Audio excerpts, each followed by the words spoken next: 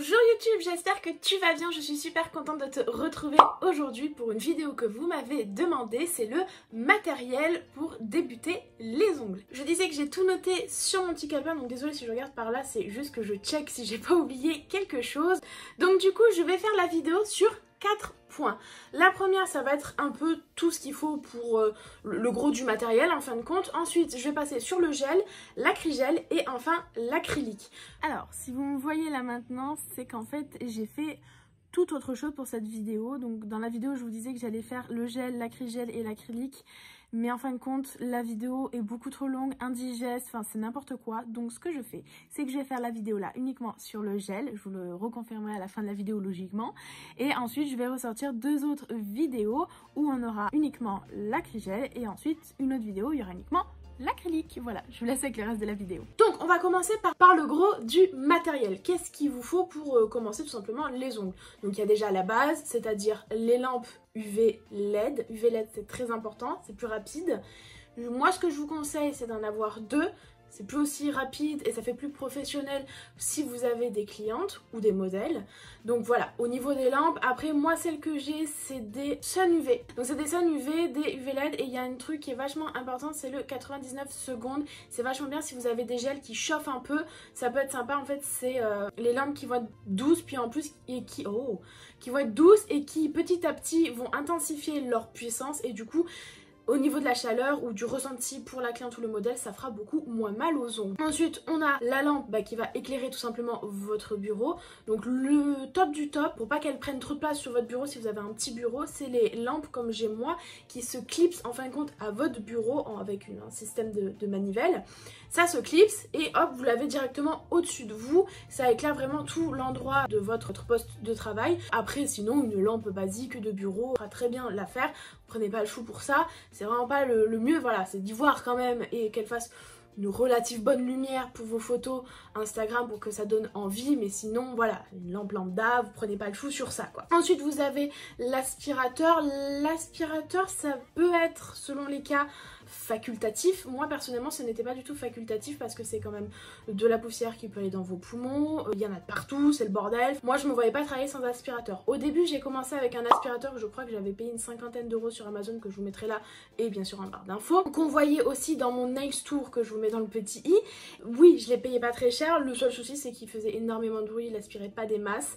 Donc j'ai investi dans le Nail Fan de Promède, la même que Mimi, une youtubeuse que j'adore d'ailleurs, et j'en suis vraiment satisfaite. Que après l'aspirateur c'est à vous de voir si vous pouvez et si vous voulez bien entendu mettre un petit peu d'argent dans l'aspirateur, c'est quand même mieux parce que bon fatalement vous allez être dans la poussière tout le temps, donc que ça soit pour la praticité, c'est à dire de ne pas avoir de la poussière partout, mais aussi pour tout ce qui est santé, c'est à dire vos poumons, parce que vous allez respirer la poussière.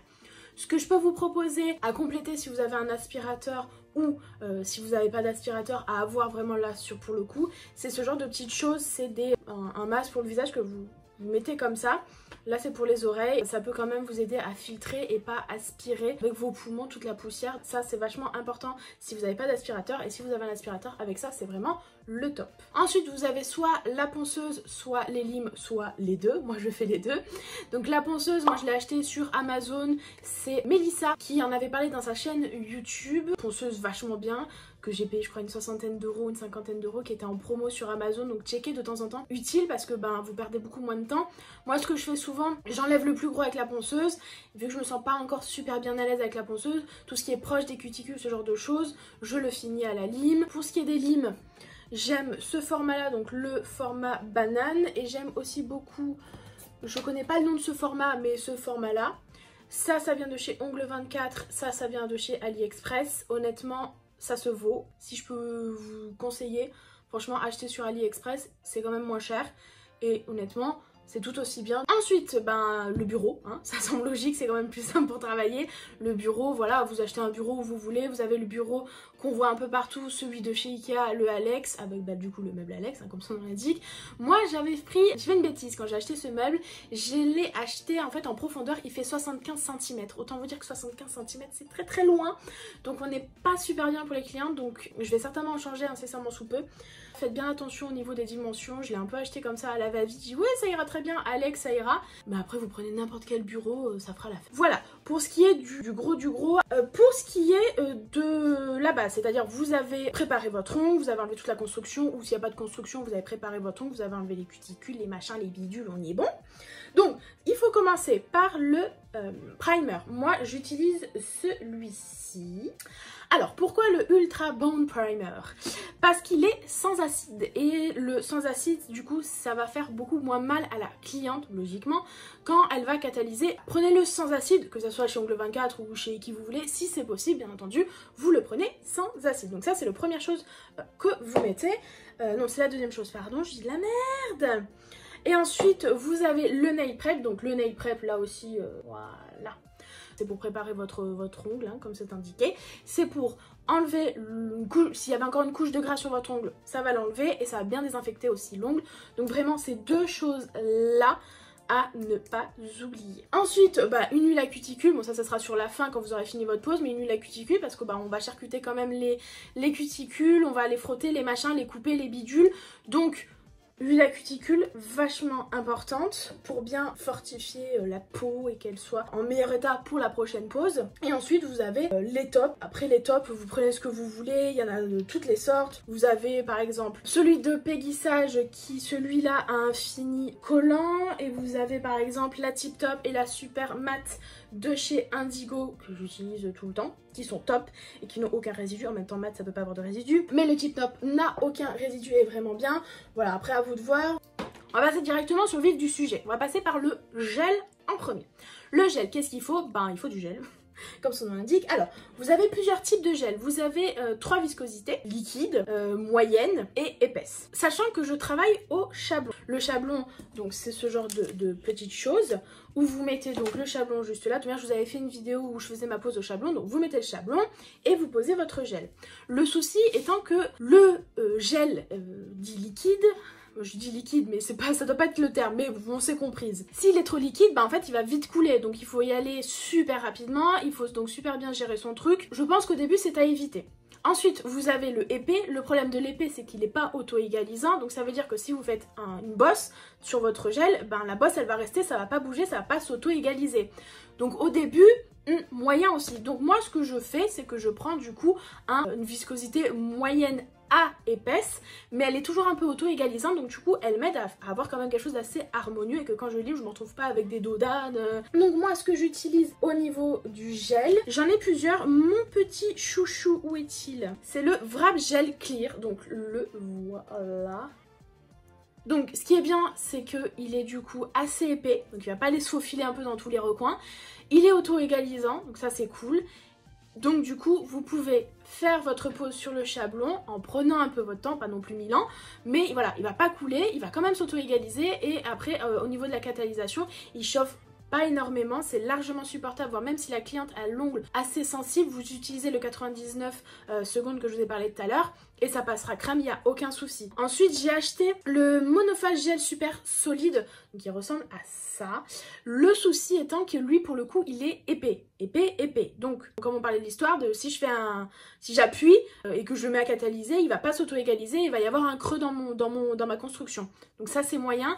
Donc, j'essaye de l'apprivoiser, j'essaye de le canaliser, mais j'ai un peu du mal. Donc, c'est vrai que si vous avez encore un peu de mal et que vous avez l'habitude de l'auto-égalisant, celui-ci, je vous le conseille pas, du moins pas pour l'instant. J'ai pris, c'est le Soft Rose Constructor Gel. Je vous le montre vite fait. Il ressemble à ça. Lui, pour le coup, comme vous voyez, on voit mes traces de pinceau dedans.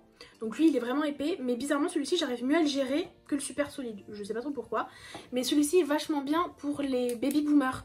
Faire un effet naturel. Ensuite, j'ai aussi le Make-up Gel Milky Rose. Donc là aussi, super bien pour les baby boomers.